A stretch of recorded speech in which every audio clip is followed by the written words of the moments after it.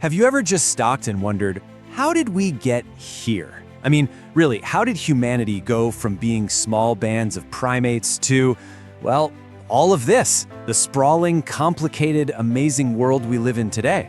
All right, let's dive into that epic story, the history of human civilizations. It really all boils down to one massive question, doesn't it? What were the big moments, the great leaps forward, that took us from being just another species on the planet to a species that builds globe-spanning empires? That's what we're going to unpack. And to really get it, you've got to appreciate the timescale here. It is just mind-blowing. For millions of years, our ancestors were just evolving. You know, from the first hominids 6 million years ago to Homo erectus finally leaving Africa almost 2 million years ago. But civilization, the thing we're talking about, that's just this tiny, tiny little sliver at the very end. It only popped up about 6,000 years ago. In the grand scheme of things, it's a brand new invention. So, what kicked it all off? What was that first great leap? Well, it all started in a place called Mesopotamia, with an idea so simple, yet so revolutionary. What if, instead of constantly searching for food, we could just make it? This was the agricultural revolution. But here's the thing. This leap came with a massive trade-off. Our hunter-gatherer ancestors, they were basically super athletes. Seriously, look at this. The average guy was about 5'9". But when we switched to farming, our diets became way less varied and we stopped moving around. And it literally changed our bodies. We actually got smaller. The average farmer shrank down to 5'3". But the payoff was all about scale. For the first time ever, we could support huge numbers of people all in one spot. A city like Uruk, one of the world's first, ballooned to 50,000 residents. I mean, can you imagine? That number would have been absolutely unthinkable just a few generations before. And that right there, that's the core of the deal we made. Agriculture gave us a stable food source, sure, but it also chained us to the land. It completely rewired our relationship with the planet and with each other. We went from a nomadic species to a stationary one, and that set the stage for, well, everything else. Okay, so you've got thousands of people all living together in these new cities. That creates a whole new set of problems, right? How do you organize everybody? How do you stop it from turning into total chaos? You need a blueprint, you need systems, you need rules. Over in Babylon, a king named Hammurabi gave us one of the first answers, a legal code carved right into a stone pillar for everyone to see. Now, we all know the phrase an eye for an eye, but look a little closer. The law was anything but equal. If you destroyed a nobleman's eye, yeah, they'd destroy yours. But if you destroyed a slave's eye, you just had to pay a fine. So it was a system of laws for sure, but it was also a way to cement a rigid social order right into the stone.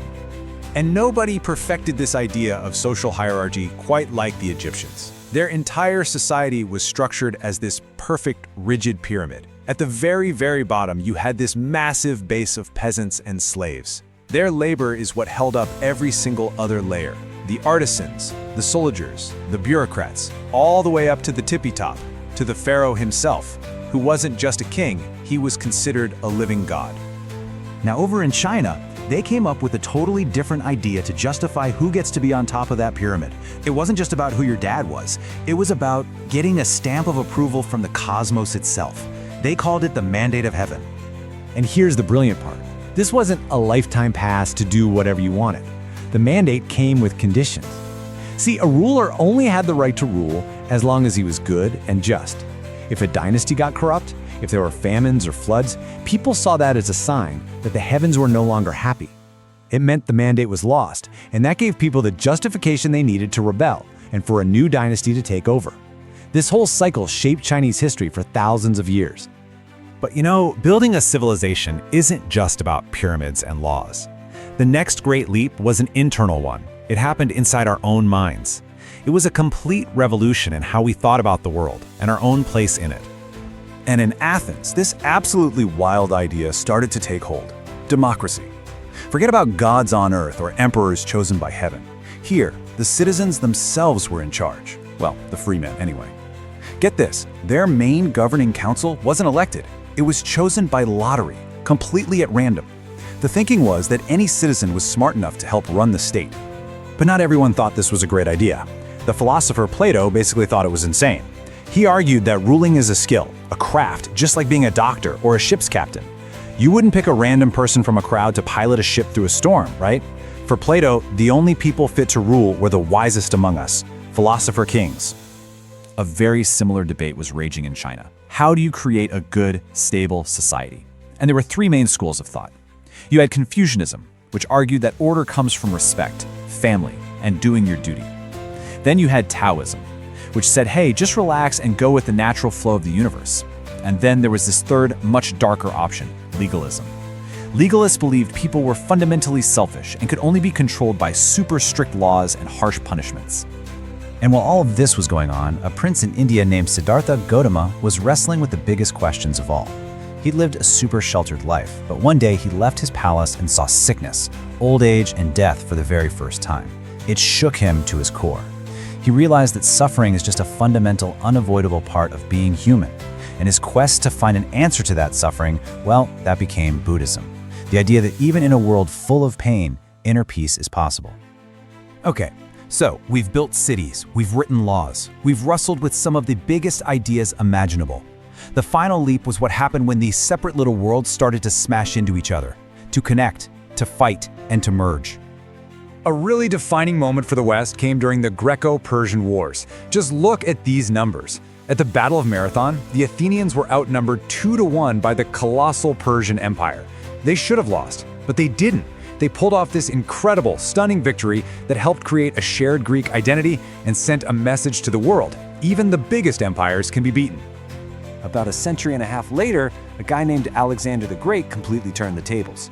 In this absolute whirlwind of a campaign, he didn't just beat the Persian Empire, he completely dismantled it. His armies marched all the way from Greece to the borders of India before his own exhausted troops finally said, nope, we're done, and forced him to turn back.